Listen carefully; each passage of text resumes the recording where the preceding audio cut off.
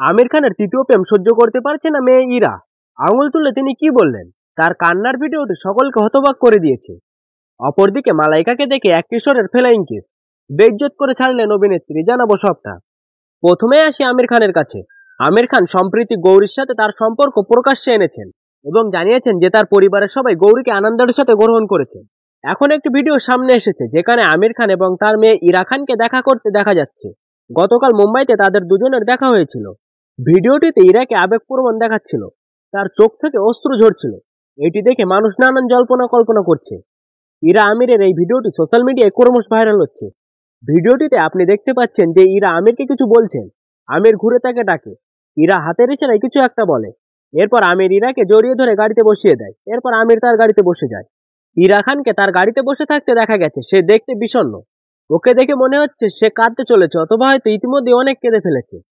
অপরদিকে চলছিল hip hop India season 2 এর শুটিং। তা চলাকালীন ঘটল এক অপ্রত্যাশিত ঘটনা। হঠাৎ করে চেঁচিয়ে ওঠেন বলিউড ডিভা মালাইকা অরোরা।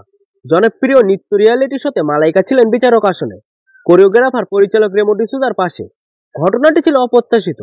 16 বছর বয়সী এক প্রতিযোগী তার পারফরম্যান্সের সময় মালাইকার দিকে তাকিয়ে ইঙ্গিতমূলক অঙ্গভঙ্গি করে, যা মালাইকাকে অস্বস্তিতে ফেলে দেয়। একজন প্রতিযোগীর পারফরম্যান্স বিচার করার সময় মালাইকা হঠাৎ লক্ষ্য করেন যে তরুণ নৃত্যশিল্পী তার দিকে তাকিয়ে অঙ্গভঙ্গি করছেন, যার মধ্যে চোখ মারছেন এবং ফ্লাইং কিস ছুড়ছে। অবাক হয়ে যান অভিনেত্রী। ফিটনেস আইকন তার সেই অস্বস্তি দমিয়ে রাখতে পারেননি।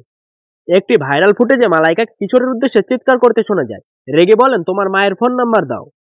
16 বছর বয়সী সেই প্রতিযোগীর সাহস নিয়ে প্রশ্ন তোলার সময় মালাইকা বলেন, 16 বছরের বাচ্চা ছেলে নাচছে আমাকে দেখেই, চোখ মারছো, ফ্লাইং কিস করছো। মালাইকার চিৎকার স্পষ্ট যে কিশোরীর আচরণে তিনি বোধ করেছেন। মুহূর্তে এই ভিডিওটি ভাইরাল হয়ে যায়। একের পর এক মন্তব্যের ঝড় বইতে শুরু করে সোশ্যাল মিডিয়া জুড়ে। কারণ মন্তব্য, এটাই নতুন ভারতের ভবিষ্যৎ। আবার কেউ বললেন গোটাটাই শো এর পাবলিসিটি স্ট্যান্ড।